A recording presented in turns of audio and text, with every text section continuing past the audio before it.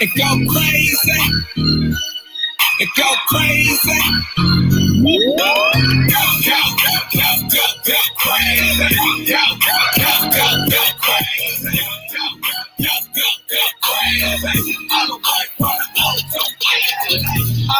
Go crazy like a dum-dum. Eastside homeboy, where I come from. Dance on the floor till you go numb. No fighting, no hating, no wrong. This is OOO City. All the way to the bay, hit the bass for me. Catch a case cause it's beating up your Chevy. Get you moving side to side, getting all sweaty. Work it out. Turn the volume up loud. This a draw crowd, make it all shout. Go crazy.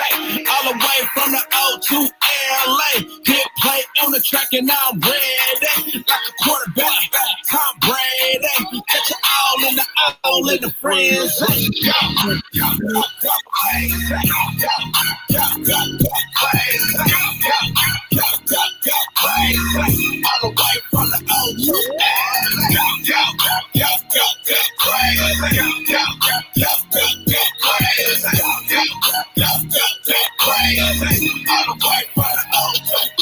They love us, we hope the brothers and turn the club up.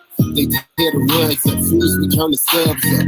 Everybody's hands hard like a drug bust. Yeah, I'm from the west, homie, don't you see the dubs up?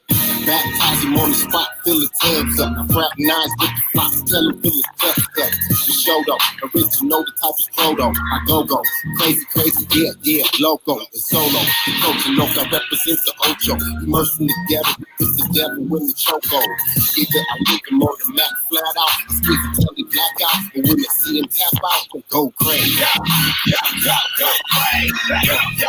Go crazy. All the way from the O to L.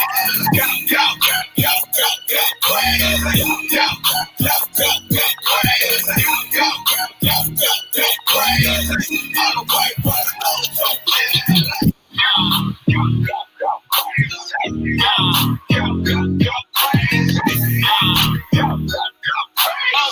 All the way from the O to L.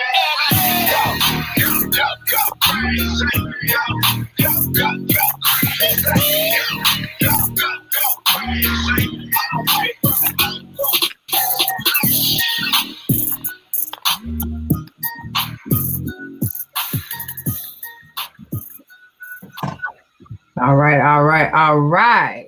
It is. I can't believe you found that. James just unhooked my Bluetooth. Sorry, y'all. It is Tuesday, and it is time for the Scoop Radio Show.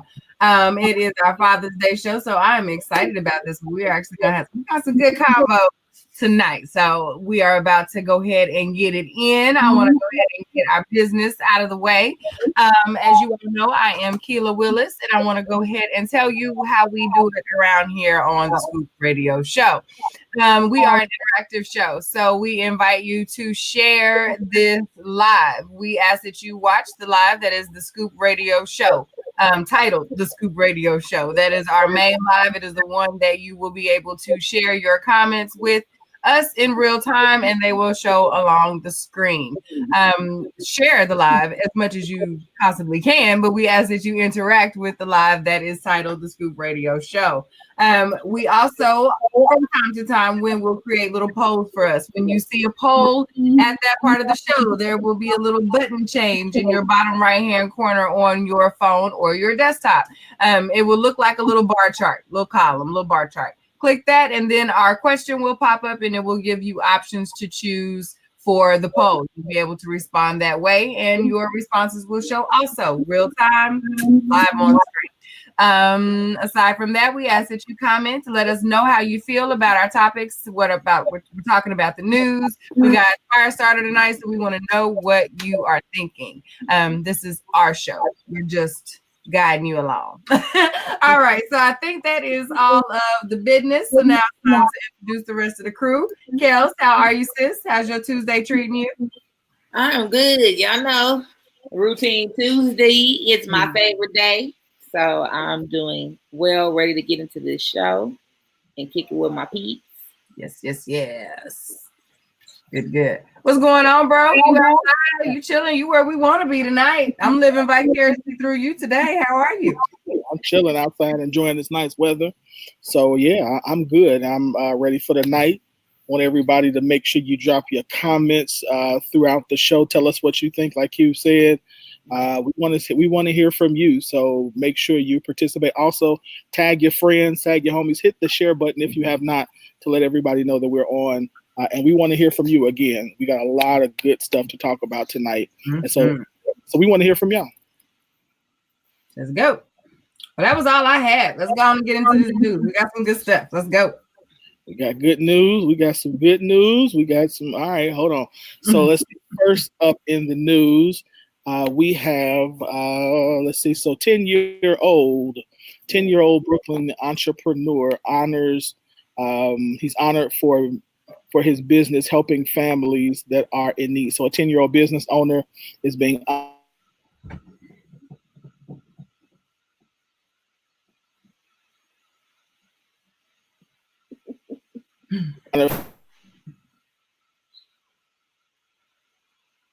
for leaders, entrepreneur with the heart of gold.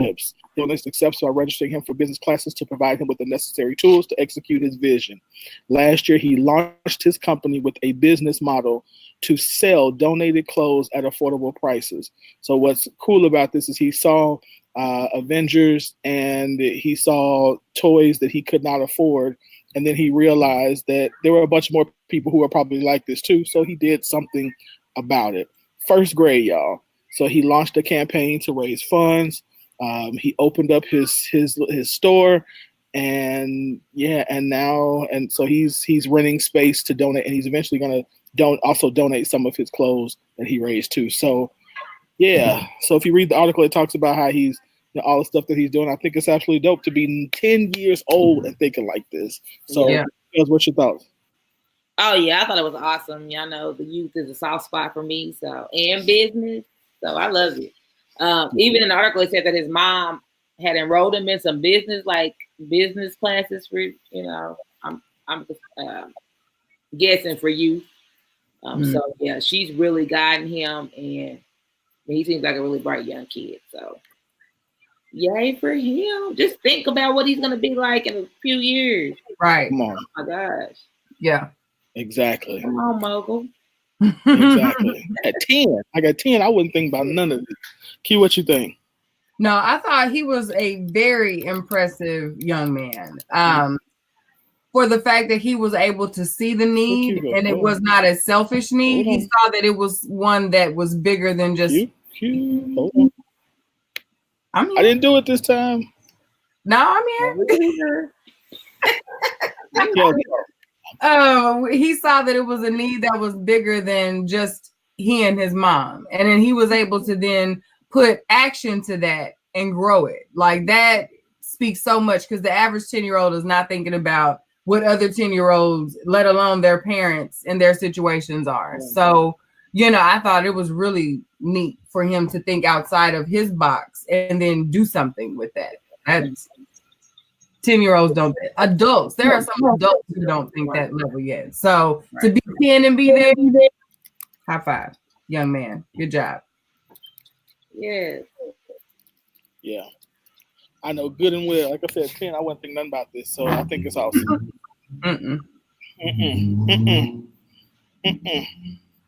Nope. Cool. Next up in the news, we have this one. I love this. So if you guys aren't following this business, I think you definitely should, because this sister is on it. So there's a restaurant in Atlanta called Slutty Vegan, and they are scheduled to open their second store. And it was just launched in 2018. So Kinky Cole she started as a food truck in 2000. Cole started a food truck in 2018 called, I said Kinky. Yeah, and I felt like I ate a boy right there because I caught it. Clearly, I'm not getting any. But anyway, she started a food truck in 2018 and has done so well that they are already scheduled to open their second location in the Jonesboro area. The article says that Jonesboro City Manager Ricky Clark confirmed the restaurant will be located on 164th McDonald Avenue in an old house that was previously home to a magician. If you know anything or watch them on Instagram, you see that they always have these super long lines and everything. So this is dope. And they're building again. They've only been open since 2018. So I think this is super dope. I want to send a salute to them. So, Q, what you think? I think this is amazing. And it says a lot about how you position a thing can really take off, because for so long we have said Black folks don't eat healthy. Vegetarianism is not for Black folks, or veganism. However, y'all, I don't know what tense I'm supposed to use. Vegetarians, okay? They say we don't do that. And to know that not only is she succeeding at this, first of all, shout out to her name. I'm so here for Pinky being her name. I was like, yes, ma'am, be Pinky out here and killing the game as a slutty vegan. Yes. But aside from that, I thought it was really cool that she is making food that we like, but then making it healthy for us. She's got celebrity endorsements behind her. She's got the T.I., she got T.I., the Brad, Tamar Braxton, and quite a few other people that have been shouting her out. So she's got the star power and the food seems pretty good. Keep going, sister. Yes. Yeah. I need a slutty vegan here in O City. We need to do something like that right here. I'll try it. Because that burger situation right there, and that ad, I need that. I need to try it. Yeah. I'm not for the vegan, but that burger, I was like, you know what? I would try that. I need a bite. Give me a bite. Yeah. I want some. I want to try it. I want some. Carol, what you Oh man, I feel the same way. I'm like, the next time I go to Atlanta, I'm going there. Like, I have to try it. And I love the name too. I think that's just the most clever thing. Slutty. Yeah. Yes. So what was cool was, for those who don't know, when she initially tried to launch this, people told her, do not name it that.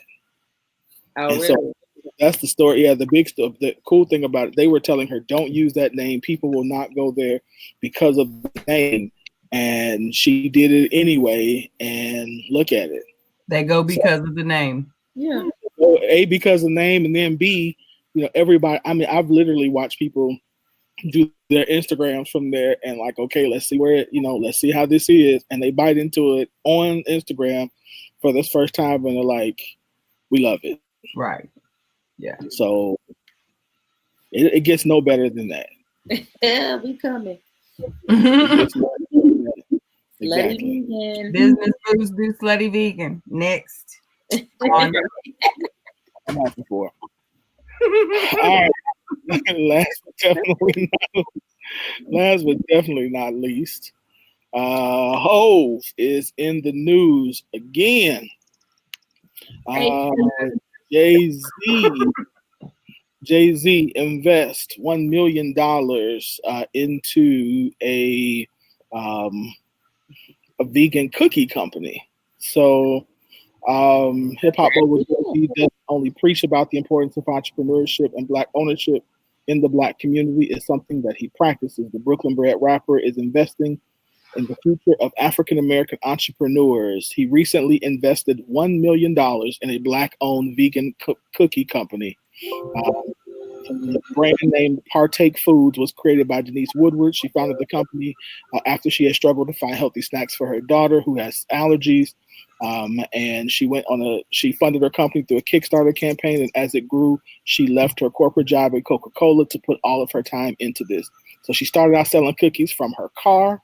And then she raised money from venture capital firms, including Arlen Hamilton's Backstage Capital. And then, of course, eventually Jay-Z. So he has an investment firm called Marcy Venture Capital Partners. And so as a venture capitalist, they invested $1 million into this. And she's already into 300 stores, Wegmans and Whole Foods. But this is going to help her be able to kick up her production and mass market this all over the place. So absolutely dope thing here. For the fact that this is a company that was already growing and then they turned around and put more money into it. So, yeah, that's dope. That's dope. Tell me what you think. Who? Where do y'all go? Oh, yeah, I'm a Jay-Z fan. Y'all know Beyonce is my bestie in my head. So that's fam. Investing and stuff. That's fam. No, yeah, I'm all for it. Y'all know, being a business boo and trying to be a business buff. Yeah. Definitely here for this venture capitalist, the angel investment, all that. So that's what we need. I need to give me one of them. How could I get out? I need an angel investor. Yeah. And then a vegan cookie. There we go. Vegetarianism. Those people trying to be more healthy. I'm here for it. If it's healthy and it tastes good. If it's healthier and it tastes good.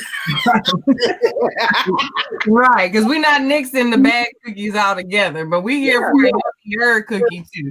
I'll take a healthier cookie. Yeah. I want, and I have not even looked it up. I don't know. I wonder how many vegans there are, because I mean, between Beyond Meats just going public, there are a lot of we're seeing, like you said, we're seeing the move towards healthy eating and stuff like that. Like, I wonder what the capability of this space is I wonder and to get healthy eating fast too, like if these things start becoming like fast food chains. Mm-hmm. Yeah, and I think we're seeing it. Most of what we're seeing, the successes in bigger cities, but it's going to be interesting to see as this trickles down into smaller places, like the Oklahoma cities, and then smaller cities like that. What is it going to because for it to do well in Atlanta does okay, and New York, Chicago, those big cities, that's one thing. But what's it going to do when it gets into Oklahoma cities, the Tulsas, the smaller cities, and then the even smaller cities, where we see more people who want to be vegan. So it's going to be interesting to see. But I'm here for the growth. That's definitely for sure. Oh yeah, those aisles are getting bigger. Those areas are getting bigger. You're finding little niche spaces for it in these soul food capitals of the world. We love. If it tastes good. Yeah. If it's healthy or not. If it tastes good, we eating it. That's it. So you can get healthy food. Flavor. If it tastes good, we'll eat it. Yeah. All right, so that's all I got in the news tonight. Of course, tonight's news is brought to you by the 2015 Level Up Conference that's going to be held in Chicago, August 9th, 10th, and 11th. So we invite you to come out with us and level up in the areas of faith, family, and finance. We are looking for vendors. So if you are a business owner that's looking to showcase your business or your service, then contact us today. So we can get you set up and make sure that our registrants, that Chicago gets to see your business. So you can go to the website at www.levelupchicago.com and get your vendor application. Or if you have questions, and then after that, if you have additional questions, you can see myself or Q, and we'll be more than glad to help you. So again, the website is www.levelupchicago.com. So we're taking registrants and we're looking for vendors. So we hope to see you there. It's going to be a great conference, and definitely want to make sure that you are leveling up in the areas of faith, family, and finance with us. So, all right, we got new music tonight. Our first new song is by Pastor Larry. Lord, I almost forgot his name. Pastor Larry. Sorry, Pastor Larry. Don't judge me. Y'all don't judge me. That's Pastor Carlos on here. Right. I guess that's payback, isn't it? Pastor, because I got you last week, Kills. Okay. Pastor Carlos Kelly presents BBC Worship. So this is called Making Room by Pastor Carlos Kelly presents BBC Worship. After this, we're going to get into our hot topic. So y'all don't go anywhere. This is about to be off the chain. So don't go anywhere. This is Making Room by Pastor Carlos Kelly and BBC Worship.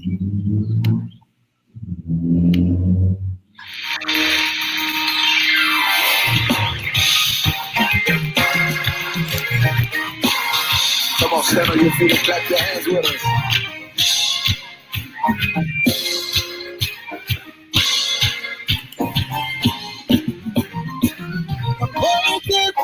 Making room for me, for the blessings that favor yet to receive.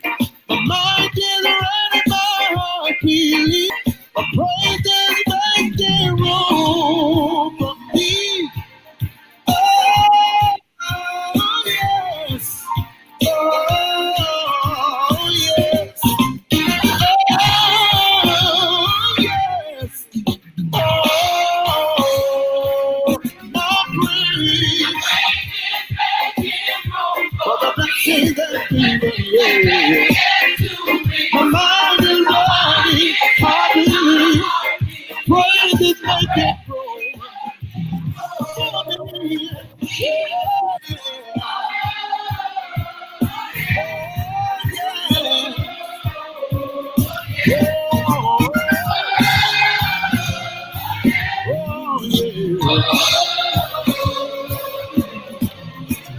Worship is making room for me. For His presence and glory yet to be revealed.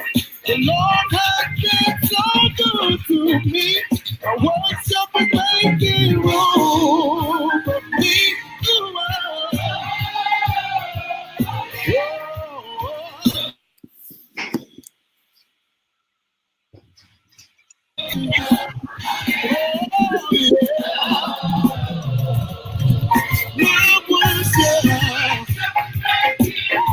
For His presence and glory.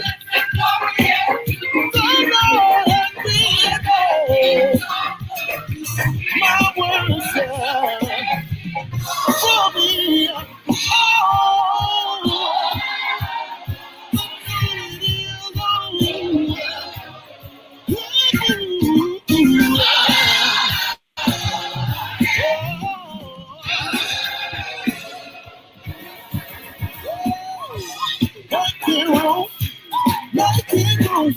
My praise, making room for me, making room. My praise is making room for me, yeah. Making room. My praise,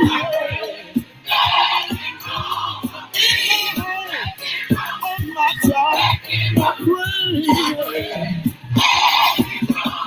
let's go now. Coming in. My praise. Praise is good. Let me come down. My praise. I will bless the Lord at all times. His praise shall magnify. The Lord with me. Let it go. Don't give up. Don't give in. We find you will win. You will win. You will win. My praise will. My praise. Tell me who. Send me prayer. When we call. That great name. That name is Jesus. That name is Jesus. I love you. My praise.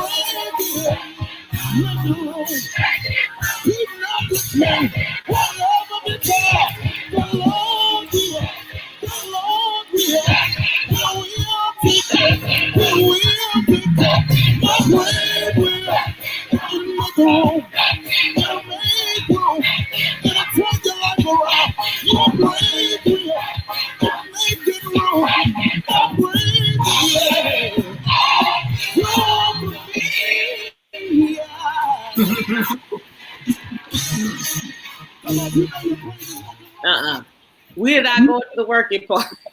We had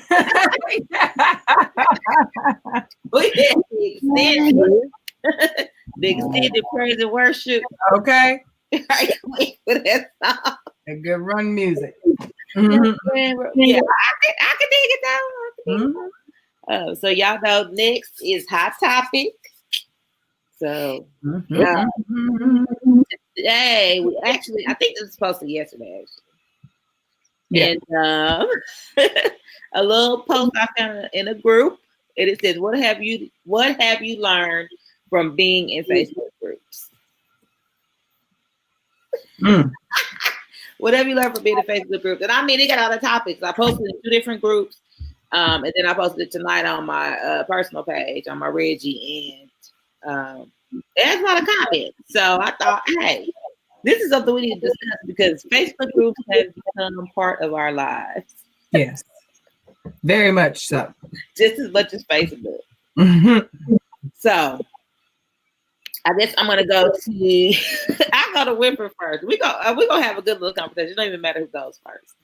So with this, what's the first thing that pops into your mind when it asks, what does Facebook groups taught you? Oh, you saw what I put on there. One of the first commenters on there. I think I put that it's a whole lot of hurt people out there. It's a whole lot of hurt people who like to fake and pretend like they're not hurt, when in actuality the hurt is just like.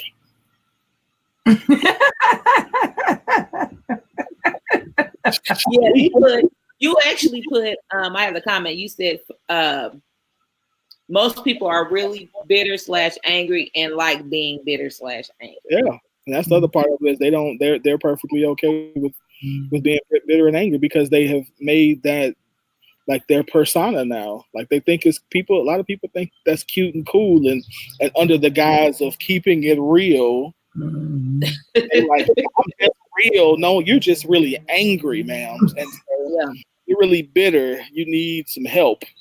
Yeah. Mm-hmm. And I think most, I don't even know if people like it, but I think it's comfortable. It's being comfortable in it.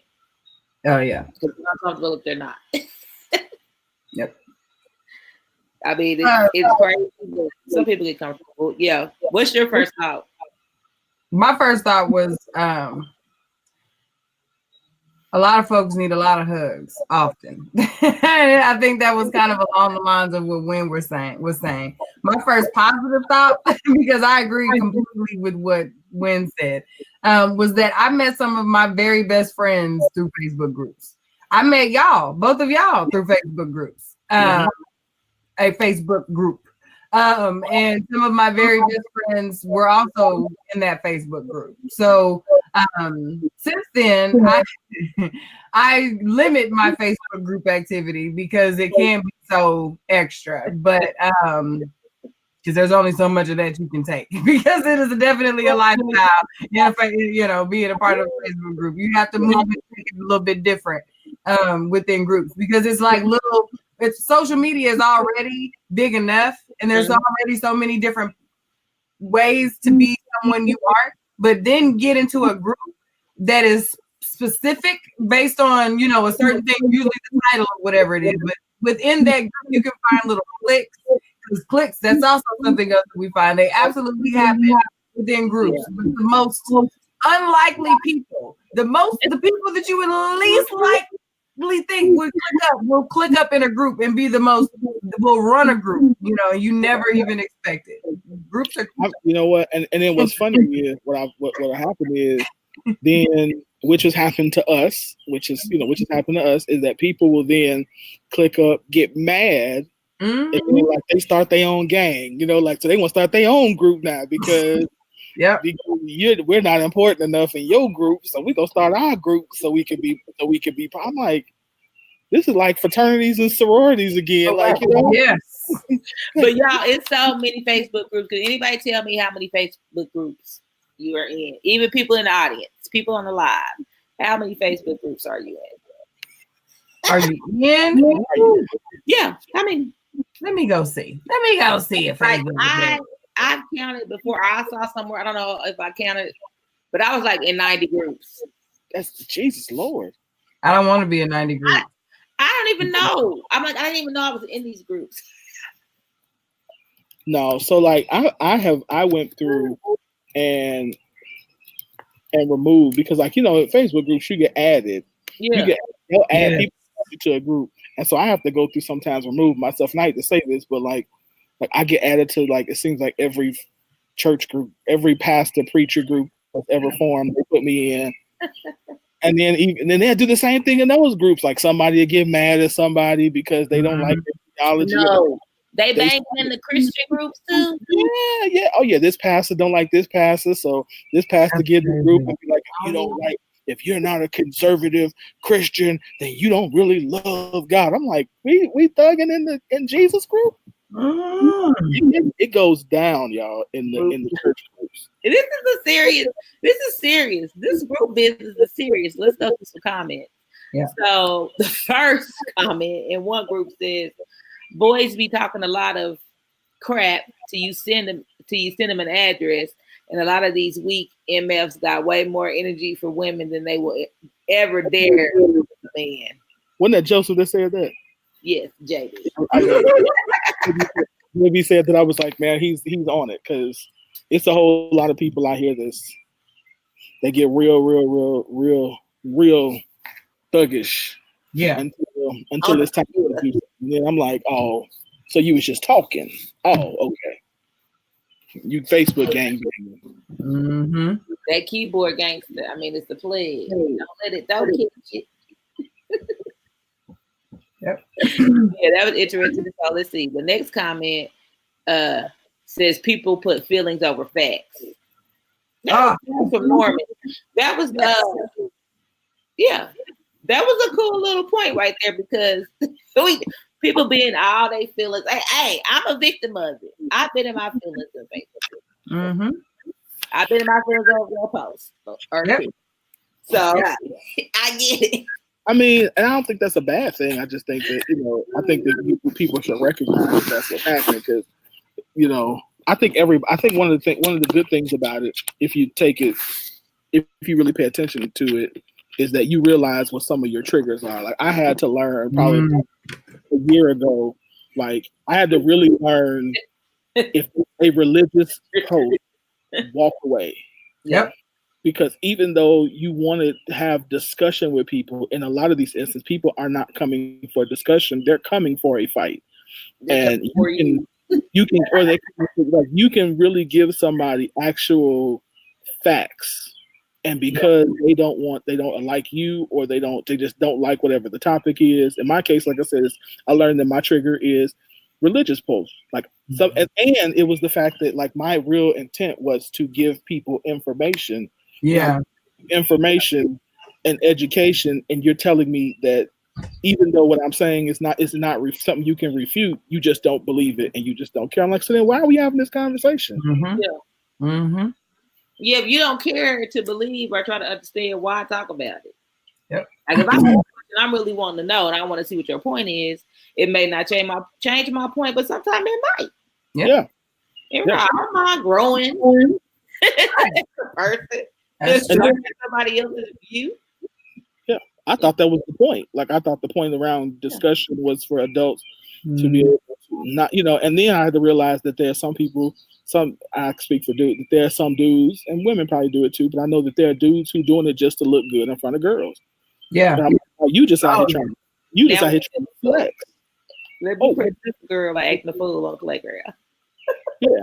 Well, let me show them how smart I am. Like women do it too, though. Women absolutely do it too. We can get in there and act fool. Mm-hmm. Yeah. Yeah. Q said we need hugs, big A bear hugs. Often. But then often. But then you also said that you met some of your lifelong friends in the groups, me as well. You said you've met people that you'll never get along with. Yep. This part. Why is it so hard for us to just let go of people we don't get along with, block them, or don't engage? I don't know. I think That part I don't understand, because you'll notice when someone has like that. I think that circles back to what Wynn just said about triggers. Yeah. You know that there are certain ways that certain people respond to things that trigger you. There is a way this person communicates that triggers you, regardless if it's their persona or who they really are in real life. When you see this person's name show up, you are immediately sucking your teeth and rolling your eyes. Scroll on. Don't even interact with that person. You know what I'm saying? Like this engage, and then you will notice when people will seek out those people. Rails post drives me crazy. You know, two people have no business having comments with each other, right? Especially on certain posts, and you're like, here we go. Stop it. But y'all, it'll be something so insignificant that it'll just, it's crazy. You're like, how did this blow up? It'll be a post about, it could be a post about politics. Yep. They bringing in past relationships and different things, taking dick. I mean, it's funny because what I wonder if a lot of people realize is when you're in these groups and stuff, you form bonds, because we know in real life, because you can become friends with somebody even on Facebook in real life. So you form these bonds anyway. So it's like you meet people, and if you were in person at work or something like that, you wouldn't be going by that person's office like poking at them. You know what I mean? So we do on Facebook, like you wouldn't do that in real life. You wouldn't. Yep. Right. So if I don't do you, I don't do your posts. I'm not commenting. I'm not liking. I could even want to talk about what you're talking about, but I'm not. I'm gonna scroll right on past it, just to avoid that potential interaction of us going back and forth with each other. Just like if we were in the break room and I hear you and your crew chatting about something, I might have some thoughts on that. You won't hear him in that conversation, though. You have to eavesdrop on my conversation with my little crew, because we don't mesh well. There's nothing wrong with that. I don't know why we do that online. Facebook groups remind me of the high school lunchroom. Yes. When I was in high school, it was like the football players, in our school, the football players and the jocks sat at one table, the smart kids sat at one table, the lame, sat at one table, the nerds sat at one table. Then, when I went to, like, all the black folks was over here, the Hispanic folks was over here, the people who lived in Beacon Hill and Country Club Hill sat over there, the P-Town people sat over, like, it was. And that's how Facebook groups can be. Like, you get with your clique, and then it turns. You have your mean girls. You have your dude. There are the dudes in there who trying to say it's the high school lunchroom all over again. It is so crazy. Nobody can stay away from. No, because we like drama. Yeah, look, this was another comment. It's where a lot of people leave their inhibitions at the door until someone they know is added to the group. Have y'all been in a group with somebody you know? Get there. Yep. And I won't add people to groups. I am so stingy with the group. Once I'm in a group and I like a group, I'm not adding anybody else to that group. It will be my little group that I'm holding for myself. And no, you can't come, because then I can't say the things I want to say in this group, because now this is like my regular page. I don't want everybody on my regular page in my special group. That's the purpose. So no, yeah. I can't lie to you, because I've done it. I'm like, look, I think Kelly, the one group me and you in together, I was like, they done added Kills. Oh, now I gotta be good. I was like, but Kills knows I'm ratchet sometimes, so it's okay. I'm like, I'm probably the person that's gonna give the least. I know, but I was like, like you said, you enjoy it. I think everybody enjoys a space where they can be. They don't have to be all. And I think that's okay, So I'll be like, My friends already told me they're talking about I have different personalities for different situations, so I'm probably like 5 different people in these. I said, do I? I don't even know. Yeah, I'm pretty much the same, but I think I'm probably the least ratchet on my regular page. The Reggie page, you start putting grandparents and the church ladies from the church on there, a couple of co-workers, you got to tone it down a bit. So. Right. I put up that little funny post I put up there. Somebody was like, "Oh my God, man! Oh God, I can't." I'm like, "It's just a joke, y'all. It's okay. It's just a joke." I keep your kid, move on. Yeah, you can laugh. So, If a group gets too big, I'll leave it too. Are y'all that way? Like if a group gets too big or they start asking for folks to join, bring people, I will move around. No, that usually means drama is ensuing. Drama is coming when folks just start randomly adding people and it gets too big too fast because then people don't know what's going on. They don't know the environment, the flow of who's doing what. So they come with a bunch of extra stuff and then down goes group from that point. You start adding too fast, I'm gonna probably get real quiet. I'll become a lurker real fast. Start growing too fast. I think I did that too. Now that you mentioned it, I was doing it subconsciously. Way. Like I don't know these folks. Yeah. We did the same thing.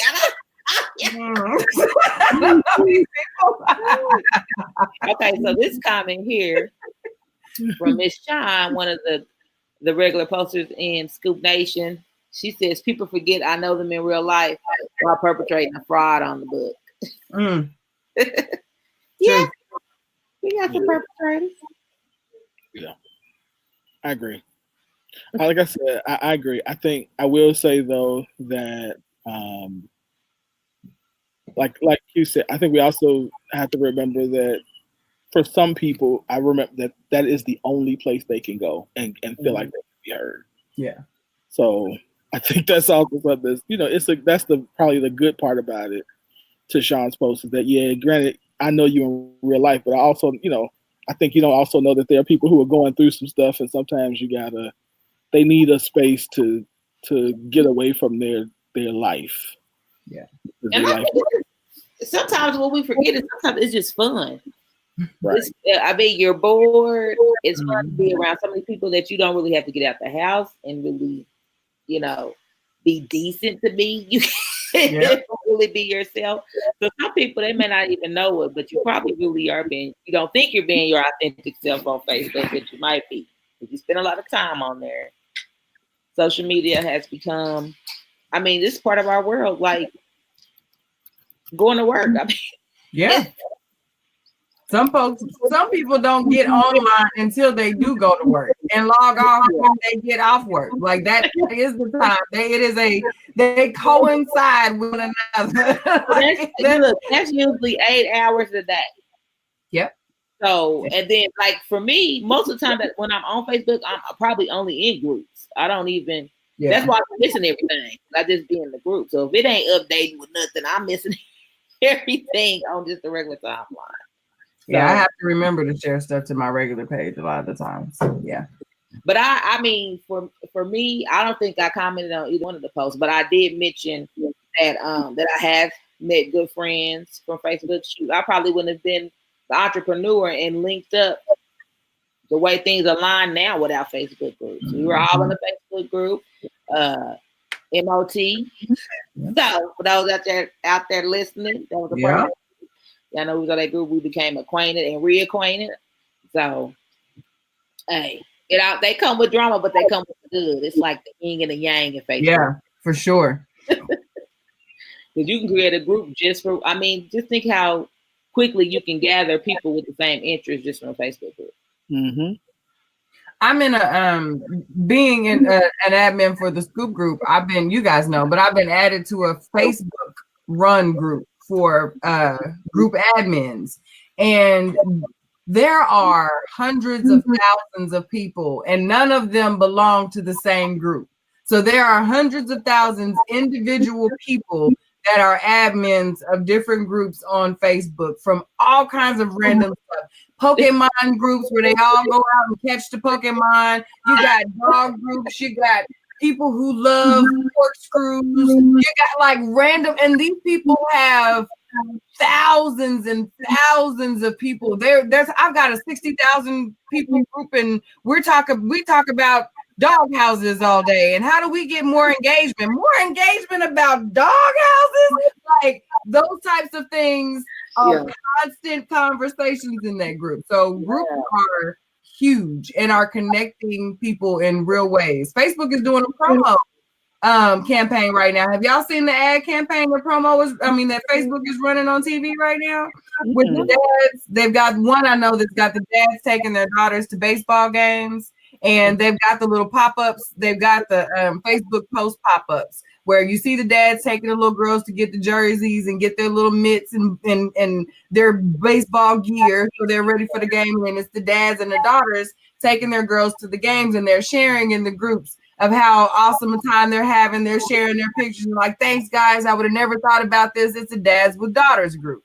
And then there's another one, you know, there are each commercial is highlighting a different type of group and how it's bringing. It kind of sound familiar. I don't know, but because I catch the Facebook ads. They're amazing commercials. Amazing. We can talk a lot about what Facebook is doing as far as politics and stuff, but they know how to promo the hell out of some stuff because these commercials are they're really, really good. Yeah.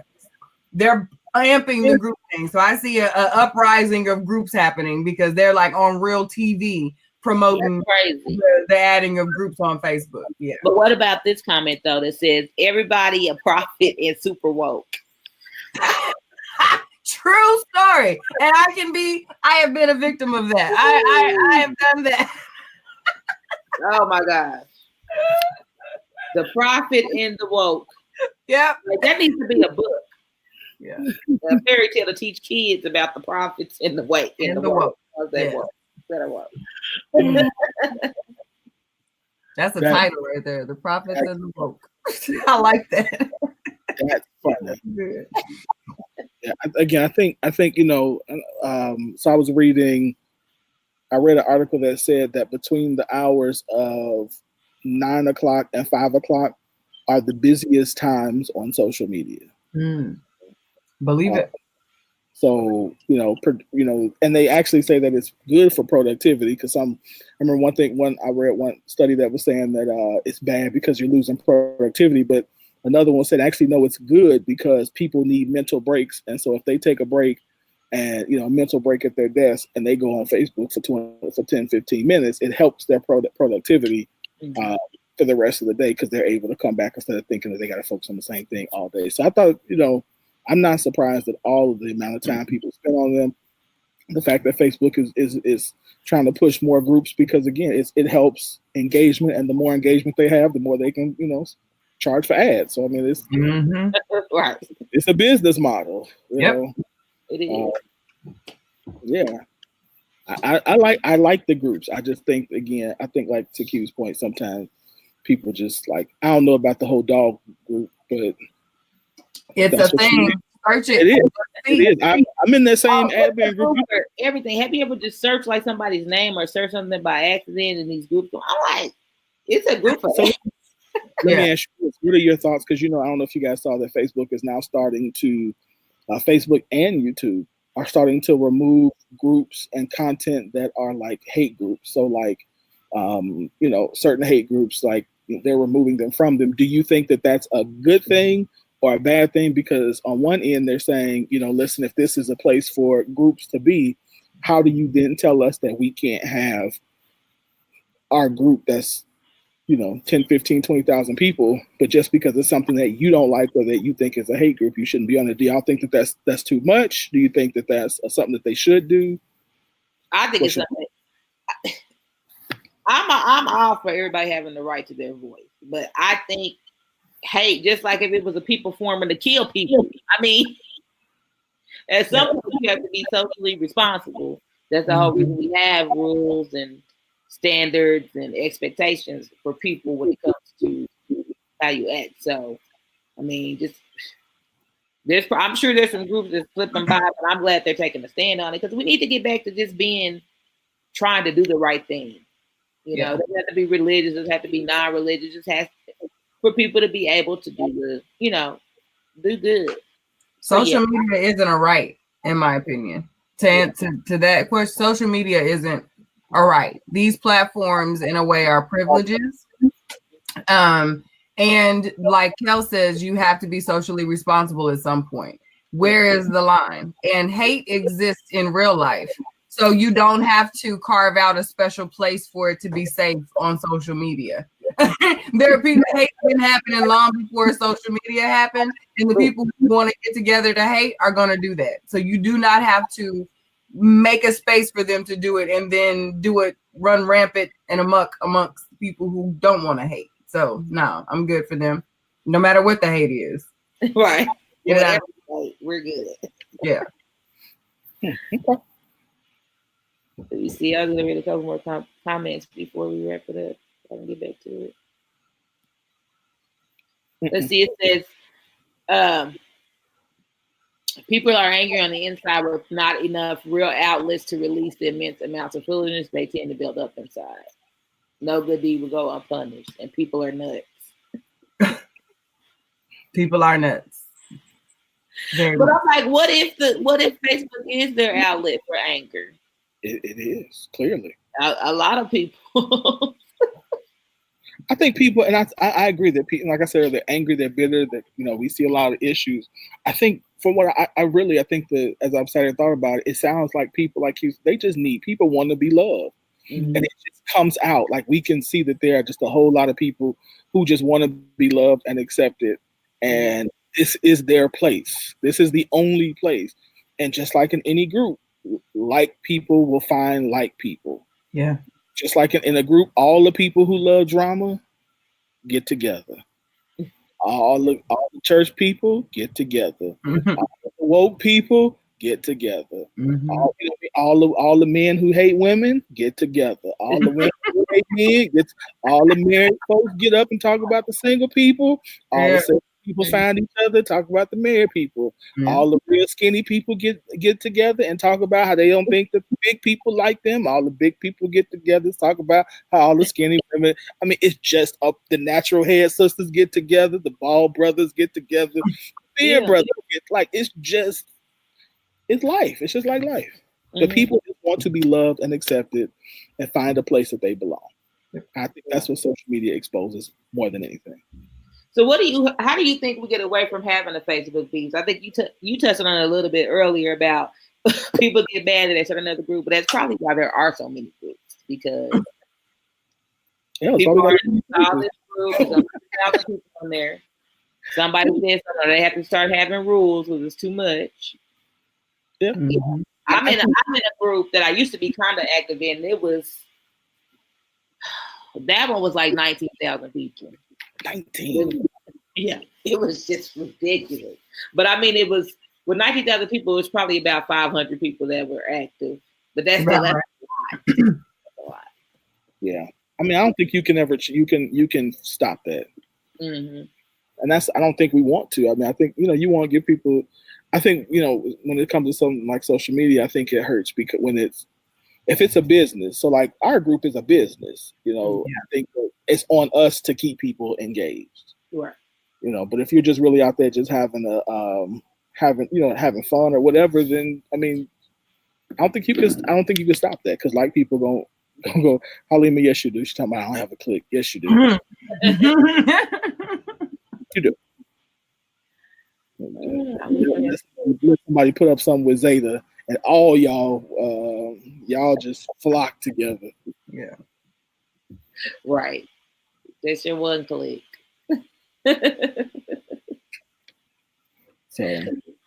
But yeah, so I thought that was interesting. I mean, like I said, I had tons of comments. I don't know, for some reason all of them weren't popping up in the different groups, but I know I had, about 80 comments on I know on 2 of the same post. So people have a lot to say about groups.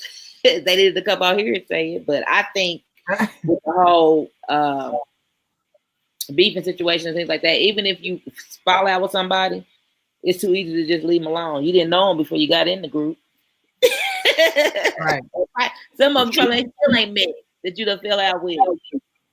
So go on about your other group. Let it go.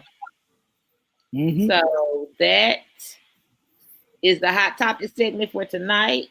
It is brought to you by Curvy Kitten Clothing, where self-reflection is perfection. Remember that. Curvy Kitten is a movement for women to love their curves, because that's the foundation for loving each other. So we got music. Not a bad outfit. Not at all. Not at all. I'm like, because y'all know Winfrey to throw some super gospel in there after Hot Topic so we can cool down. Yeah, I just play what people send me. So this is signed by Amy, featuring Nuance. Yep. See what sign is talking about. You walk alone and I see those big blue eyes you blowing, smoking, blowing time. You walk alone and I can't wait to step deep with your romantic type of steep your edge. I'm usually kind of brave, but then you look into my face and my face is thin, now I'm a mess. It's getting cold in Boston and these feelings keep on wasting. Okay, what do I have to lose? You shine so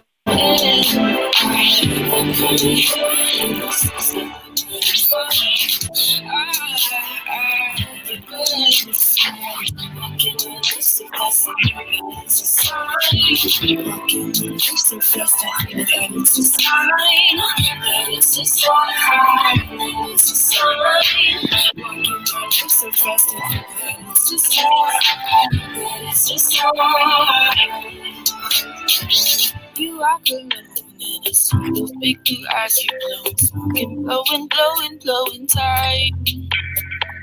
You walk alone and I can't wait to stay deep. You're the romantic type of steep you're less. It's getting cold in Boston and these feelings keep on wasting. Okay, what do I have to lose? You shine so it's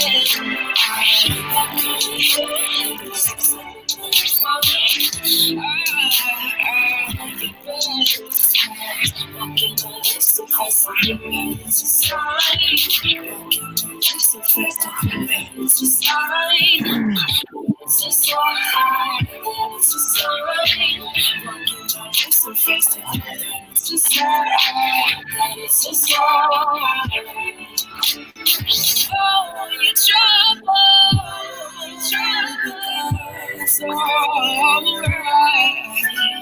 I want the chance to be good to you.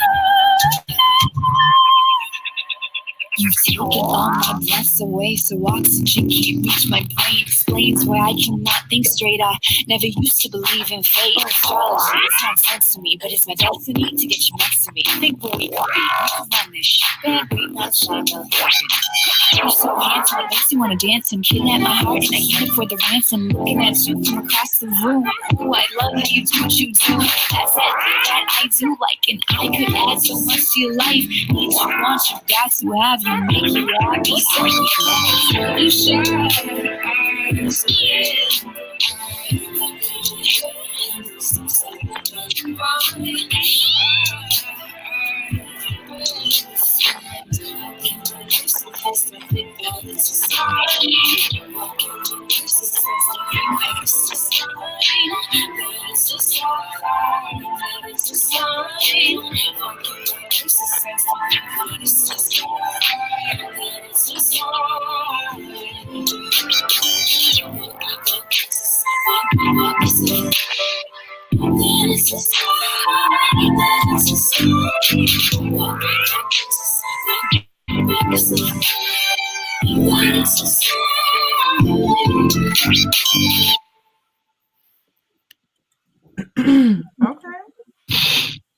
I like that little vibe. I'm not even going front.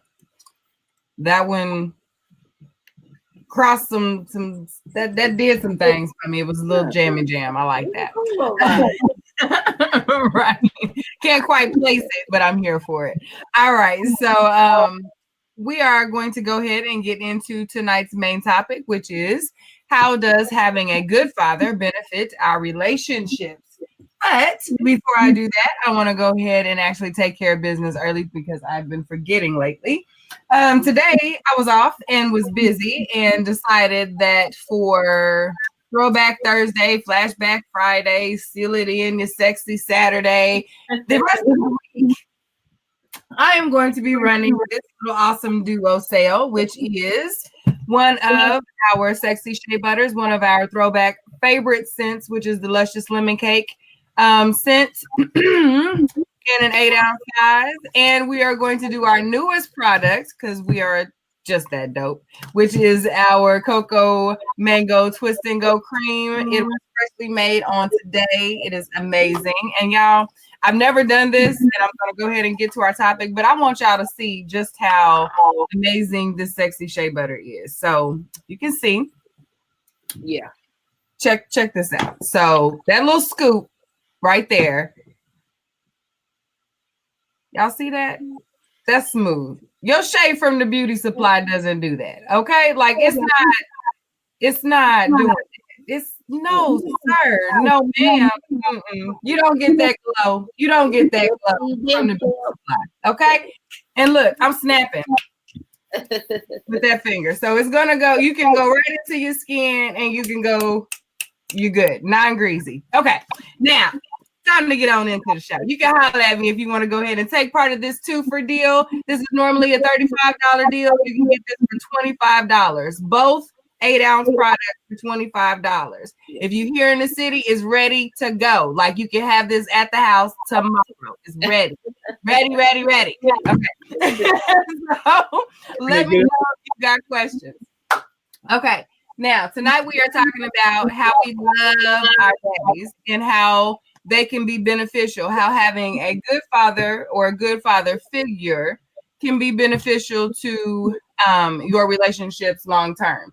And I really liked what Wynn did with this particular title because it did not pull any one gender into a benefit by having a positive father figure. Men and women alike can benefit by having a positive male role model that plays that father role in their life.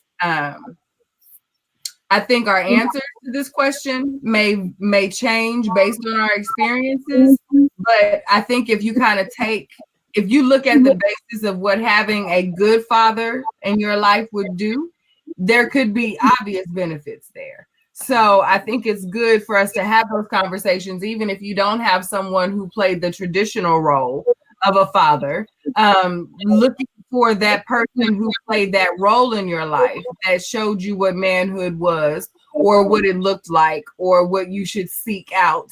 You know what I mean? Like those different boxes that we check as children and then moving into young adulthood and then our own adult lives. I think it matters. So yeah, I'm here for this topic tonight. Kels, what are your thoughts on how I know you love your daddy like I love mine? What have been your thoughts on how your father's role in your life played in your relationships? I can attribute all of my interactions as far as like friendships and leadership positions and work relationships to my dad. Like he is just super laid back, wants to have a good time, be funny. But never really wavers away from standing on a topic or standing up for what's right when it needs to be done, and doing it in a fashion that doesn't always have to be harsh. Yeah. So I think that's why a lot of my relationships are real easygoing, like not a lot of drama and fighting and stuff like that, because he's always about negotiating and fellowshipping with people. Like you have to have that interaction with people to really be comfortable. And I think that's what I get my whole being comfortable helps you. That's whoever you're comfortable around, that's who your friends are going to be. That's who your romantic relationships are going to be, whoever you're comfortable around. So if you're around somebody and you're not comfortable, whether you know why or not, it's not going to work. Yeah. So I mean that my dad taught me of just loyalty and being kind is always the way to go. As long as you treat people how you want to be treated, everything else will fall into place. Don't worry about how they treat you. Wayne, what about you? We all love Pastor Burns, so tell. I know he taught you some things. He teaches us some things.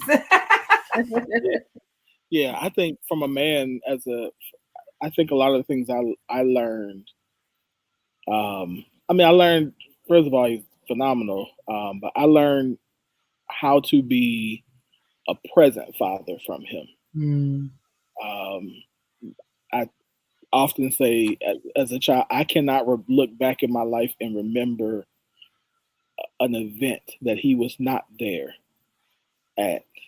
And not just there, but like a part of it. Like whether he was coaching, whether he was getting thrown out the game, whether he was, whether he was fussing at me, like his presence was there. Everybody knew that's Winford's dad. Yeah. Whether he's going off on my coach for doing something that he didn't agree with. I mean, every time I need you to stop you doing something. But he was there. I specifically remember like my freshman year in high school, his office building was like the block over from our high school. And I looked up and I'm like, oh, where's my dad at? And I turned around and I see him in his suit and tie running across the field to get to the game. And I'm like, this dude ain't playing. That is awesome. Yes. I mean, I learned, I think that was one of like how to be present. So even though, even though I'm divorced, that's a lot of that is how I think about when I think about what it means to be a good dad, like to be there. Yeah. So now, a lot of times when I go to places like this week, going back and forth to all the trade stuff, the look in his face reminds me of kind of how I felt. So yeah, that was one of the things I've learned from him. So that's a big thing. Yeah. Huge. Yeah. Yep. Q, yeah, I think so. My dad and I have a really, it's a very unique relationship because my dad and I are my dad and I are a lot more alike than I think we both like to admit. And we've done a lot of growing together. And we used to I get my work ethic, a lot of my work ethic from my father.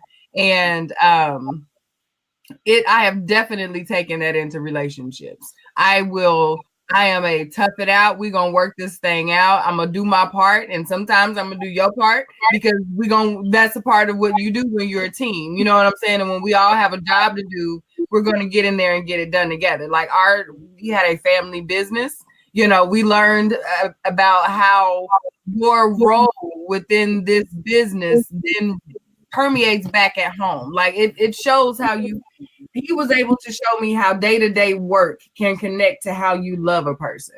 And you can show your love for people through how you work. So now that I'm an adult and I look back at how some people think of, well, they were always working and they were never there. And, those types of things, I think of those. I think of that differently because I was shown love growing up through how hard he worked for us. And it was never a question that that's what it was for and that we were worth it. And you do that for the people that you love and you give a damn about. You know what I'm saying? And that's one of the things that my dad taught me. And I think I take that and I teach my children. You know what I mean? You do that extra tough stuff, that you don't always want to do, that you don't always because the people that you love need that. You know what I mean? They may need that from you in that moment. You do those things for those people that you love. Yeah. And I think a lot of times, especially if you have a good dad, have you noticed how they everybody's dad? Yes. Like sometimes they used to bother me. I'd be like, that's my daddy. You know your daddy. Everybody's daddy. Like I'm gonna tell y'all, it was so bad. By the time I got to high school, like anybody who, if you didn't have a dad, if your dad passed away, I mean anybody who did not have a father figure, and it was to the point to where when people got in trouble, people mamas was calling my dad. Like talk to Junior, you need to come talk to male and female. Mm-hmm. Male and female, everybody there. And they knew Elder Johnson was coming. He coming to chastise you. And that was so, I didn't like it. I just, and it wasn't even as far as sharing my dad. It was more of like, Well, now people looking at me like, why your daddy in my business? You know what Yeah, I mean? yeah. I was more of that too. Like, this is awkward at school. Right. I should know their business like this. Now they think I know it, I might not know. Yeah. Yeah, I mean, like you over it. Anybody who get in trouble at school or something. Yeah, that had no father figure. Mm-hmm. Yeah, oh my God, my dad was like that too. It was annoying, but it was also good, because it got me out of some trouble too. So, I got in trouble one time. I ain't gonna tell you what I did, but my dad, they was like, "We're not gonna tell because we know your dad, and your dad." I was like, "Yes, he will." He was, because they didn't want my dad to get me. Yeah. So good and bad. That was the good side of that, is that everybody in the neighborhood knew. But again, having a good day, I think, is priceless, because I think even one of the things as I've gotten older that having a good father has helped me is that it's helped me navigate through a lot of tough decisions, because good and bad, because in the sense that, like, there were some decisions I was going to make. Like when I decided to go back to school, a lot of it was part of it. I didn't want to go because, that whole, like Q was saying, you're supposed to work. You're a man. You're supposed to work for your family. But then also having to realize, like, you don't want to be later on in life trying to do this because this is going to get harder. So do it now. So there was some discussion that he and I had during that, and so good and bad. Like, it was some things that I learned from the mistakes that he made that helped me make different decisions. And then, there were some decisions that I didn't make, like I said, because of the experiences that I watched him go through. So it was, it's invaluable thing. It's invaluable. Yeah. As I become an adult, I've been able to have different types of conversations with both of my parents. And the conversations that I've been able to have with my dad, taking off my daughter hat and putting on my woman and now wife and mother hat, we get to have real conversations with one another as dad, but more so as husband and man and father, and then as wife, mother, and woman. And we get to have these candid conversations because I'm not trying to impress him as a man. You know what I mean? I'm not checking for him. I could really care less if he agrees with what I'm saying. But if we have a difference in opinion, I could be like, that's crazy. That doesn't make any sense. Did you say that to mom? Like, we can have these kind of conversations where she might, because she's his wife, not say, that makes no sense, Keith. Why did you say that? But if we could have these kinds of conversations, I'd be like, Daddy, don't say that again. Please don't say that again. You know how that sounded right now? And we can have those conversations. He can say, baby, I didn't even know. Ooh, I didn't even know that's what that sounded like. And as a child, I would not have been able to say that. That would have been one of those stay in a child's place type moments. Whereas now we can have those kinds of conversations because I'm a wife. And I wouldn't want, I'd be like, if James said that to me, Daddy, I would be no. Or, it would be nice if you tried this type of thing or do that for her. I can have we can have different types of conversations with each other about different things because he's already set that foundation. And I know he has it in him because he's a good dad. You know what I mean? So we have that foundation set where our conversations have shifted. Even as now that I'm an adult, it's still helpful that we're growing from each other, learning from each other now. Yeah.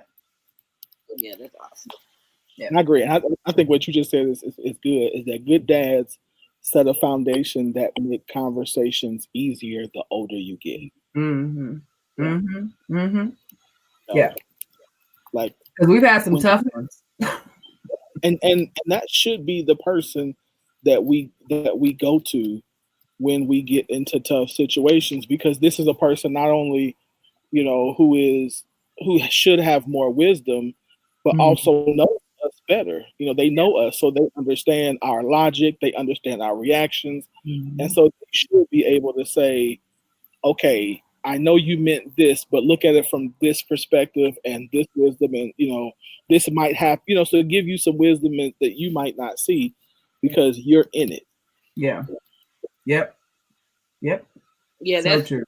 Definitely one of the things my dad has about telling you you're wrong now. So I mean, we joke as a family, like, he gonna say something, but like, yeah, he go listen, but you can't say nothing behind nobody's back. Like, he don't care what, if he hears somebody saying something, he'll be like, okay, I'm gonna talk to them, like, right then. They said, you said, or what happened, what's going on? But it's always in a nice, in a nice way, but where you can't, really be upset about it, but think about it, okay, yeah. I'm tripping. Yeah. I have. Let me ask this question: are there any bad downfalls to having a good father? Spoiled. Yeah, there's a hero syndrome thing that happens too. Yeah. Yeah. There's a hero. Yeah. For me, until there was a Christian period for me that I thought that everything he did was how it was supposed to be done. Yeah. Because all of our life, everything was always he's so good at he does this, and this is what daddies do, and he does everything so good. I wanted that man was supposed to do it just like that, and every man isn't made that way. You know what I'm saying? So there was a rough spot there that it was even hard for me to see the imperfections in him being a man for a while. I was in denial about that because I was still seeing through little girl eyes. And that does not transfer well into real life. So yeah, there's a curve that you have to learn on when it comes to having that. Yeah. What was your biggest learning, like, in terms of, you said besides being spoiled? Who? Me? You.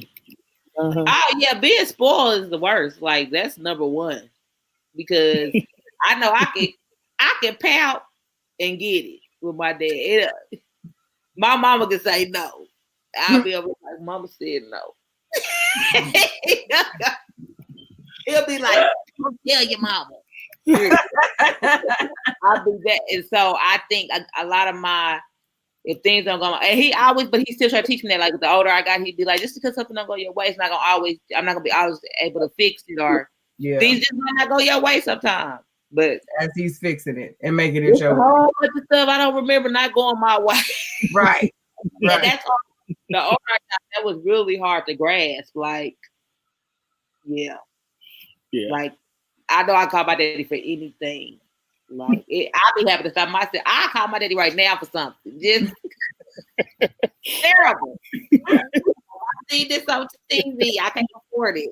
Let me borrow. Are you the baby? Yes, I'm the baby. Oh yeah, Jesus Lord. I'm the baby, and I was 10 years later, so it was just me, my dad, and my mom. Jesus Lord, yes. Yeah. It would be us against her half the time. Yeah. Nah, but me and my mom are super close now. We're all close now, but yeah, my dad was my partner in crime. Yeah, I would say probably the biggest thing that my dad was when it came to preaching. That was probably the hardest area that I, and it was because I used to always compare myself to him. I finally realized, like, you're not him. Two things: A, you're not him, and B, it's okay to be better than him. Like, that was a hard lesson for me to learn.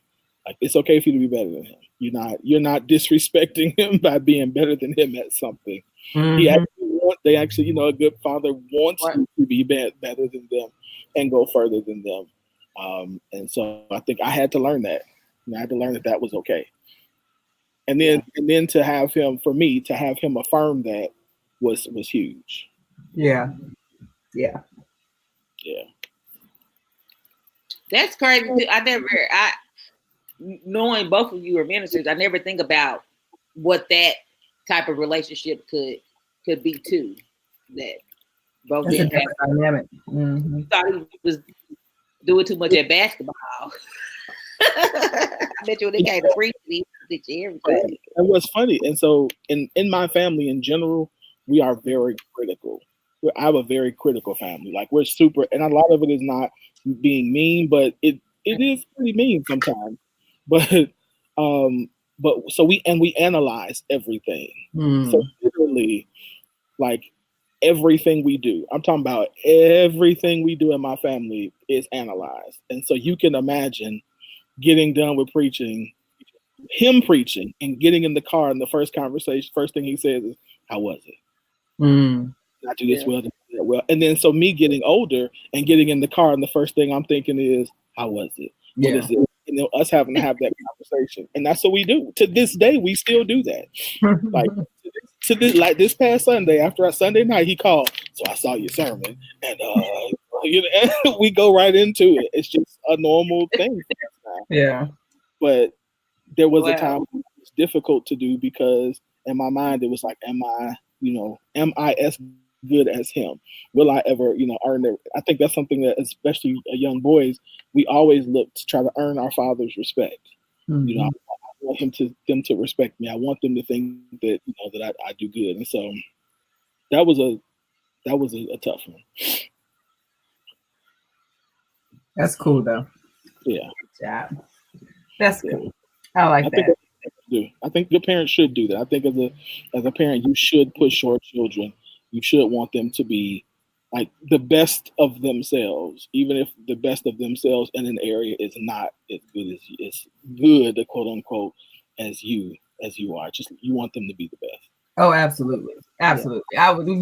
I shared the little video with did Dre share with me about Maya a little bit before we went into this, and as I was chatting and going on after that, catching up for the news and stuff, I thought, boy, my kids are kicking my awesome's tail. I didn't say tail in my mind. Y'all know what I said, but I'm like here for the ass being run this week. But I was thinking that, you know what I mean? And that made me proud. Like my kids are doing so much better than I ever was at their ages and are on track to do better than I'm doing at my age. You know what I'm saying? So like that lets you know that you're doing something right. When you're struggling and feeling like you are not killing it right now, like you are doing everything but killing it. To look at your kids.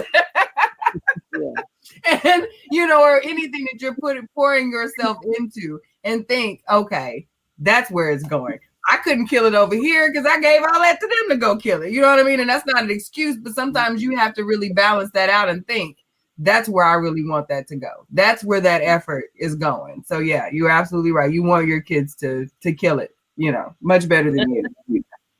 Yeah. Yep. All right. Oh, we did good. We we skidded right up on that 9:30 time, didn't we? We did time for the song slide in there. Right. We know how we like to go over. Yes. And I'm really not trying to have Cicely in my mix this evening. We're having a good evening. And I have a feeling she's got an acronym and a list for us that is going to button us on up. So I'm not trying to go there with her. We're going to intro and let her be nice. So, and is this new music? Music? You know what? I think it's the first time we've played it here, but it's not new. Okay. Well, I'm gonna give it that new music energy because it's my boy. So tonight we're gonna close up this segment with a new song to Scoop Radio, which is "Wine and Dine" by our brother Big Bean. Let's go. Wine and Dine. Listen, I've been spending a lot of time away. I want you to think I don't see you. I see all the little things that you don't get my attention. So I wrote this for you. Feel me? This is I to cry. I didn't be so cold, but I got I'm trying to see this. Get up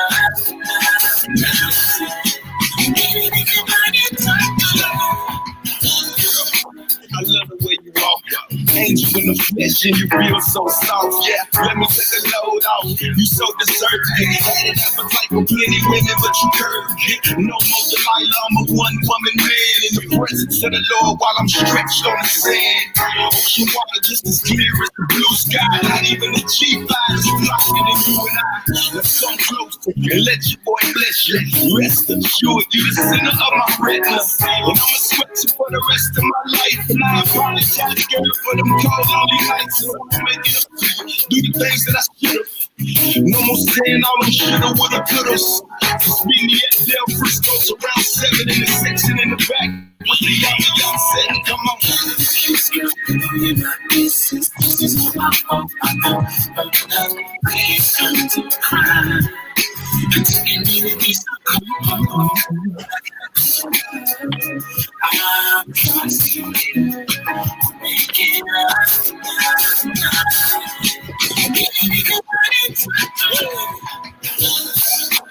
Let me pour this glass, my ambition is more than cash. I wanna see you laugh. Private conversations only meant for the grown folks. Stimulate your mind, only thing that turn on home, bro. Every white ain't got nothing on me. My words alone can bring her to her knees. And I'ma be the thing I want to travel to a mind. I always go hard when I battle for what's mine. And unleashing that volcanic love. That enough is enough, boy. I can't stand it, love. Don't forgive me for taking your love for granted. I pray I can fix all of the things that I damaged, so I'ma make it up to you. Do the things that I should've. No more spending my life with all of them shoulda, woulda, coulda. So let me tip away. I got some more I wanna show you. Grab the keys off the table, cause tonight is for the moment. Let's go.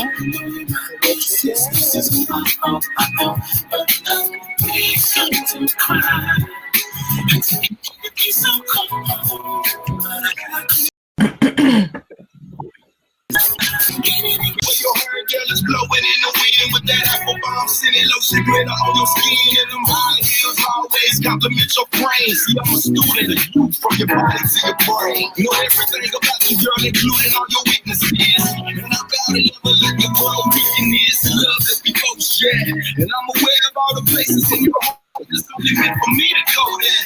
And this ain't sexual love, this is spiritual. And these ain't empty words, girl, this is lyrical. When I'm hearing you when you say you ain't an average woman. When I ain't an average man, I know that I account for something.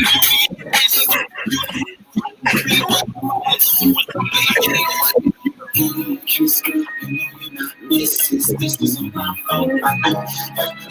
Please come to cry. It's me to be so cold, but I got cold.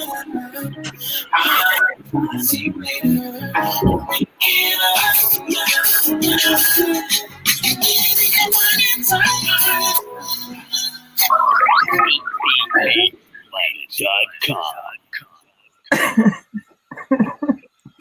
All right. That was Wine and Dine by our very own Big Bean. I can't look. Okay, so it is now time for us to get on into Passion Talk with the fire starter, my girl, Sister Victoria. It feels like a month of Sunday since I've heard my girl's voice. So I'm very, very excited to hear her this evening. And she is going to chat with us about the impact of a good father. And y'all, that's good father with the periods, letting us know that we've got a good list on the way. So I'm going to hush because that's quite a few that she's got to go ahead and hit. So I'm going to hush my lips and let the fire starter get it in. How are you this evening, Miss Cicely? How you doing, both? Hi, sweetheart. How are you? I am wonderful. Hey, my squad. What's up, Sugar Wugger? What's up, Sugar Q? Kelly Cat, Pretty Man. Love you. What? Thank you. Girl, Cicely Victoria, owner and founder of Passion International. My business is to help train and equip people to find their voice of identity so they can stop people pleasing and be empowered, encourage confidence and communication. I'm a certified professional coach. I am a counselor as well. I'm the queen of empowerment, and I set people's lives on fire for a living, and that's why they call me the fire starter. Welcome to Passion Talk, where we give you practical tools for everyday living so you can practice your personal power. And Q is absolutely correct. You guys, I was preparing this teaching. I was like, OMG, why is so much? Y'all, I just say so cool. So this was, I love that you all had this topic today. I add a little different perspective as I always do. The impact of a good good father. So I was enjoying hearing about you all's journey on the team in regard to your fathers and your relationships with them. My perspective will be different because I did not grow up with my father, and I grew up in a single parent home. So I don't have the perspective of having a natural father or having one that would be deemed good, if you will, quote unquote, in raising me. But I do have a relationship with my father now as an adult, and I adore him no matter what our past was. But I did not learn directly much from him, if you can understand that. But what I did learn in regard to fatherhood was from my Heavenly Father, and He literally was the one who fathered me and taught me what a father was from about the time of a teenager into adulthood. So everything that I'm going to share, I've learned directly from my relationship with my Heavenly Father. And it is also the things that I believe I would have loved and is what a natural father is supposed to provide for their children. So that's the perspective that I'm going to offer, okay? Let's go for it. A good father. The G is for guide you into knowing how to vet your tier of relationships, being outer, inner, and most intimate, or holy of holies as we refer to in the spirit world. The outer tier of relationships are associates and assignments. The inner tier are general friends and general family. And most intimate place are your close family, your best friends, your children, your spouse, etc. This benefits your relationships because it prevents the irresponsibility of placing everyone you meet to occupy the same space. Which is, if you haven't guessed yet, they absolutely should not. Everyone doesn't deserve the same spot in your life.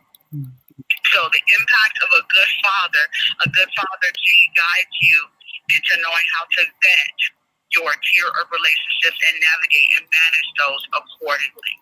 Okay? I'm going to go on and basically I just have to talk this through because there's so much to provide. A good father opens up your identity to discover who you are and who you are not. A good father does this by establishing early in your childhood your code of conduct or code of ethics of what is and what is not permissible in your household. Whether it be in a natural household or in my case, I was taught protocol within the household of faith. Same vantage point. So, for example, how you speak, how you dress, how you work, your work ethic, how you eat, how you think, etc. This is your relationships by allowing others to understand how you are to be treated and engaged because you have been consistent in building such a character and reputation for yourself. So if you do it successfully, everyone in your sphere has an understanding of who you are and where you stand without question. Someone should be able to see you and know whose child you are based on how you conduct yourself. Therefore, if you are not consistent, then you lend many people to be confused about who you are. That is the O. First O. Second O, in good, is that a good father obligates himself in training up his children in the way they should go, and by default also demonstrates determination and faithfulness by way of the obligation.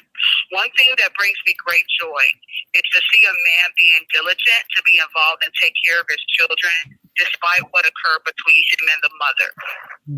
Especially with a mother who is resistant and spiteful. Now, this requires a great depth of humility and stick-to-itiveness on the man's behalf, which of course will be difficult to do, especially if the ego has been bruised.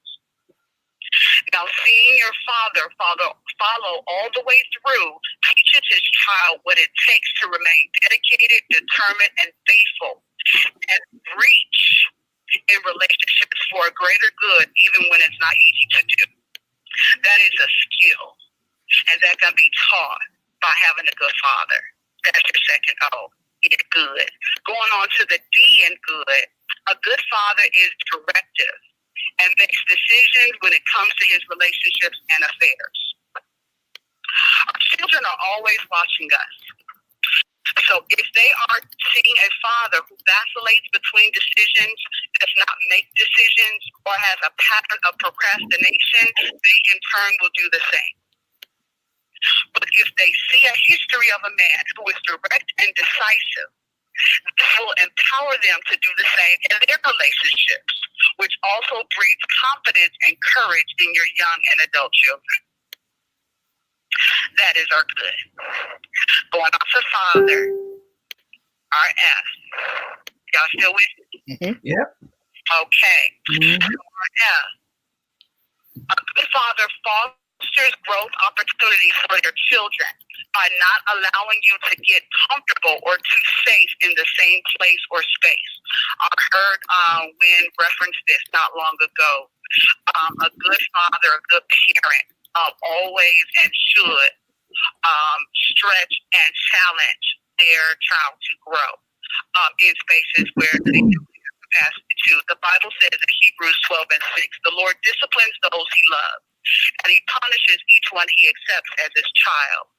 So let me articulate here. Nothing has to be necessarily quote unquote bad in a relationship for intentional improvements to be made. Hear me clear. One of my favorite lines in Black Panther is, just because it's good doesn't mean it can't be better.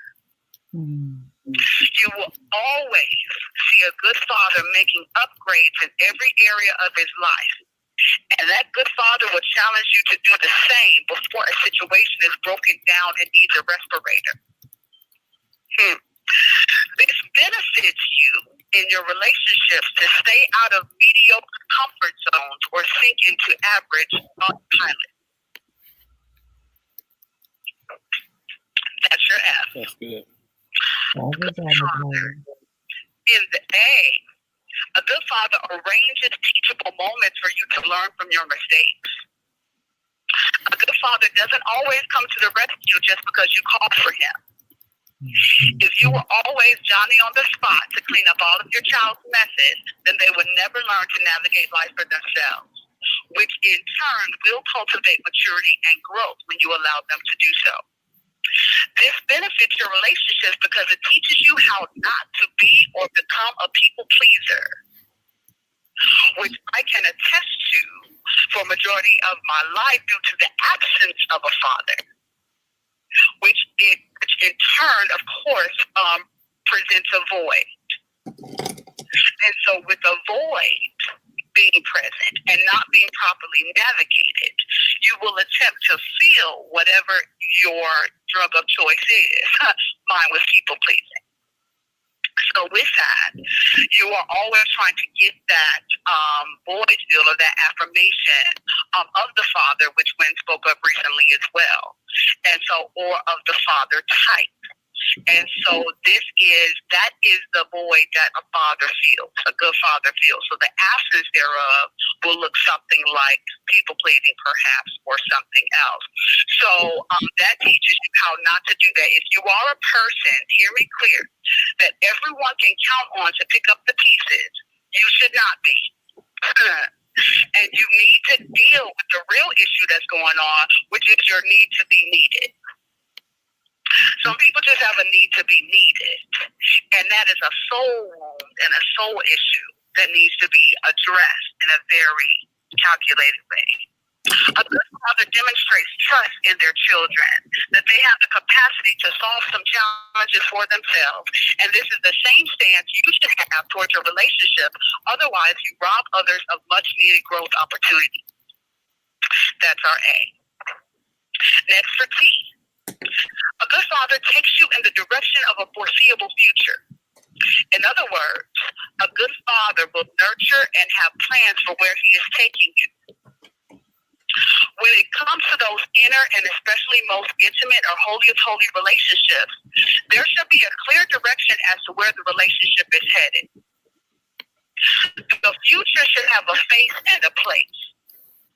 It should look like something that can be articulated, and it should have a location where it can be cultivated. In the most intimate relationships, there must be conversation held about what the future entails in order that it not be assumed, because it should be deemed too valuable to be left up to chance. The picture should have a face and a place. That's our T. Our H in father, a good father hears you and helps you with insight about hard conversations when references as well, with the wisdom that they provide. So they hear you and help you with insight about hard conversations that need to be had or hard decisions to make. A good father should be a source of wisdom, counsel, and objective perspective that is available when we need it to help bring the pieces together. But a good father does not make your decisions for you or do your quote-unquote dirty work. That's a control freak. Okay? This benefits your relationships by having broader perspectives that surpass your own. You need that. It's important to have a community of intimate counsel where you know that these few people have the capacity of wisdom you need and have your best interest in mind, but don't always take your side on every matter. But you know it comes from a place of love. That's our H in good father. Our E, and we're rounding home.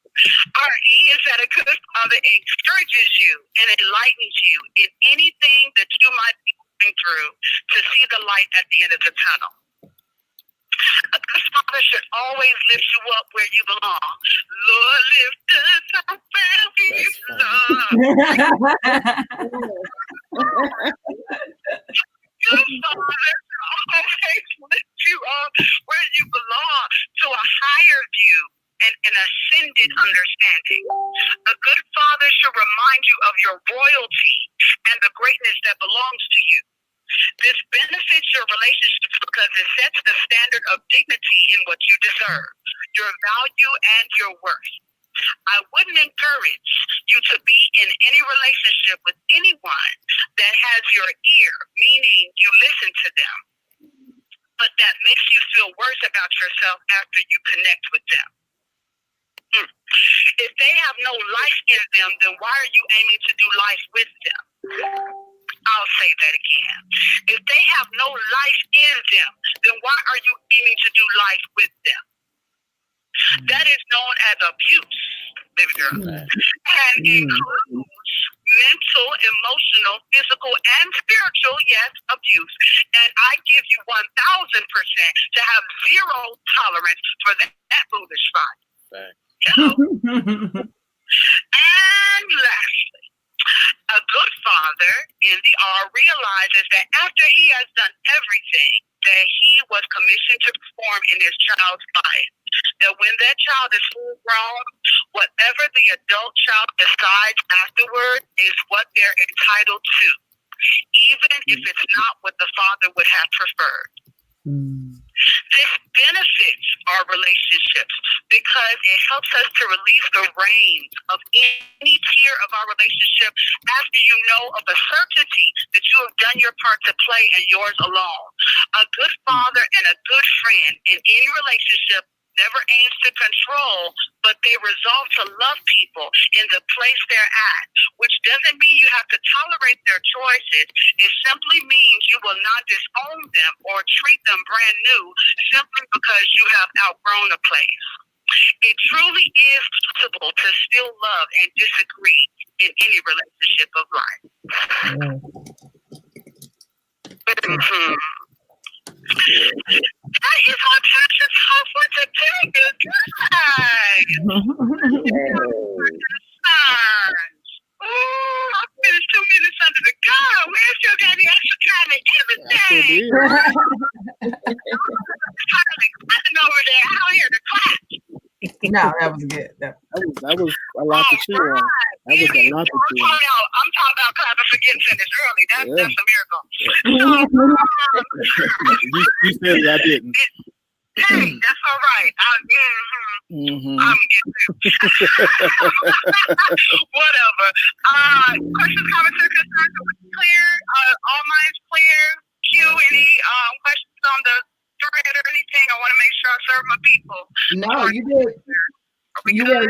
You were on point with this one for sure. Yes. Wonderful. always love to give you the good stuff. Of course, because I only get to snuggle up to you once a month. I miss you. Right. I love you. I love you so much. Listen, everybody want a piece, okay? But I always make time for you, all right? Yes. You guys, you have just been a part of Passion Talk. We just give you practical tools for everything today so you can press into your personal power. You've been with your girl, the fire starter. Until next time, I want you to stay in purpose, stay in passion, stay in power, and stay on fire. I love you. And I'll be talking to you real soon. Mwah, mwah, mwah. I'm out of here. Yes, fire starter. That was good. That was really good. Yeah. Yeah, that was real good. All right, we got final thoughts. Go ahead, Kels, I guess you up first. We do have a sale going on. Curvy Kitten. Well, actually, Cool Cats by Curvy Kitten has a sale for Father's Day. Get $5 off with the coupon code Cool Dad. That is KOOLDAD. Get you $5 off your order up until tomorrow, because I have to be able to get them to the dad. So tomorrow will be the last sale of Father's Day. Like always, be productive this week. Be blessed. Let's see, anything else I got coming up? Any place? Trying to think. Do you got something else coming? Nope, that's what I could think of. Not really. I will be in my hometown this weekend, so any of y'all that happen to catch this live know I will be in the big city of Liberal, Kansas. So Curvy Kitten and Cool Cat attire will be available for purchase if anybody What's up? would like. So get your last minute Father's Day gifts. I'll be there Friday. Cool. Q, what you got? All right, I'm gonna be quick because I've got a twofer like I spoke of earlier today. We have I'm gonna start sharing on tomorrow. I've got a twofer for you guys. I'm doing a luscious lemon cake, 8-ounce luscious lemon cake, sexy shea butter, and an 8-ounce cocoa mango twist and go cream for $25. They are normally $33 or $35 tax, including tax. For the duo, so you can get them both for $25. Hit me up because this is not on the website. That is not on the website because this is like a really quick sale and you need to holler at me to get that. And I think I have found my first recipient of one of our very sexy wigs. So I will be sharing more on that very, very soon. I actually learned of her on this morning. So I am like super excited to share that with you guys as it comes. So, which means I need a new recipient for wig number 2. So I am looking for a young lady or an older lady in your life who is needing a little pick-me-up, a little oomph about herself, because I feel that if your crown is right, your whole flow is right. Your glow is just A1 when your crown is set off right. So if you've got a young lady or a woman in your life that you feel needs to be blessed with an Elegance by Design wig, holler at me. info@elegancebydesign.com, and we can chat about the details and we can get her hooked up. So, yep, that's what I got. Have a good week, you guys. All right, see what else I got. The word on Wednesday is off, so he finished my dad. Pastor Burns finished First Corinthians last week, so he's going to be off for the next 2 weeks, and then he's coming back. So if you guys have not seen, he's doing a summer series on questions that people always wanted to know, and so he's going to be. He put up a post asking people for what they wanted, and so I can't remember what the topics were, but he's going to be doing that. So if you still have a topic, you can go to his page and put a topic on his page. I'm sure he would be more than glad to do it, to talk about it. So no word on Wednesday for the next 2 weeks. Also, again, we are looking for the Level Up Conference, we're looking for food trucks. So if you are in Chicago, if you have a food truck in Chicago, let us know, because we want to invite you to the Level Up Conference so you can again see myself, We need food. Yes. Help. Feed us, Chi-Town. So yeah. So whatever your business, whatever you are, you come out and we'll get you taken care of. Music. We're still looking for music. So if you saw we played two brand new songs and one new song for the show. Songs. So if you are an artist, send us your music. Send it to globaldriveradio@gmail.com. There is no bad place to put your music. So we would love to support you and help you and push what you're doing. So definitely send that to us again at globaldriveradio@gmail.com. Again, if you are a business and you want to advertise with us, then see myself. We have some great packages for you, as well as some conference packages for you, for sponsorship opportunities. So you definitely want to take advantage of that as soon as possible. If you have questions, again, either see me or you can email us at globaldriveradio@gmail.com and we will get you information. Another thing I have to say is y'all get y'all sexy shea butter. Y'all get it. It's the truth. So if you can get 2 for $35 and they last and it's good and it's all natural. 25. You get the new product and the sexy shea butter. It's two for $35. No. Yeah. Great. Get on that new stuff. So we should sell out. Let's sell this out this weekend and for the good sale. Yeah. I'm stocked up and ready, but I need y'all to send me back to the kitchen, y'all. I'm ready to roll. Like, you need to place your order. Okay, boom, I see you in 30 type ready. So I need y'all to put me back in the kitchen this weekend. Definitely do that. Yep. That I don't have anything else. Again, I said earlier, we're still looking for vendors for the conference. We're still looking for people to sign up. Actually, we're looking for people to sign up for the conference. Hurry up and sign up too, because we're getting close. We're like 6 days away. So if you're planning on coming to the conference, you don't have much longer to register. So other than that, y'all, it's been a great show. Cicely, awesome job as always. Thank you all for hanging out with us. Thank you to all of our listeners. Y'all were quiet tonight. I just want to say that's okay. That's okay. We know talking about fathers is a little, maybe put you in a deep contemplative mood. But y'all, we definitely appreciate every one of y'all for hanging out with us and continuing to support what we're doing and what we're building. Thank you for helping us change a generation by raising the conversation. I hope y'all have a good rest of your week. We love you. We appreciate you. And again, we'll be back next Tuesday for another good scoop. Tuesday. Yeah. Thank y'all. We appreciate y'all. Have a good night.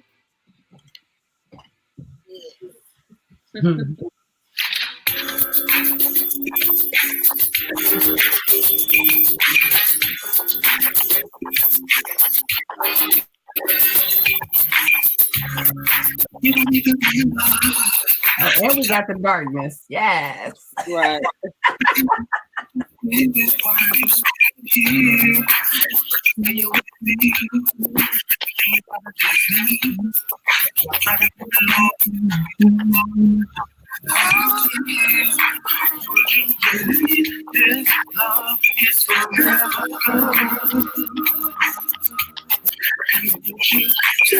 this long sweet road and pull it together, baby.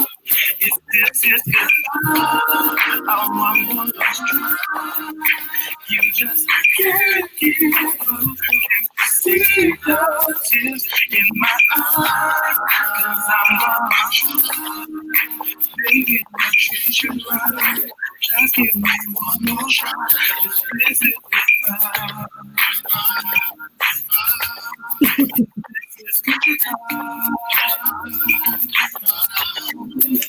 Have a good night. Good night. Tell me what to do now.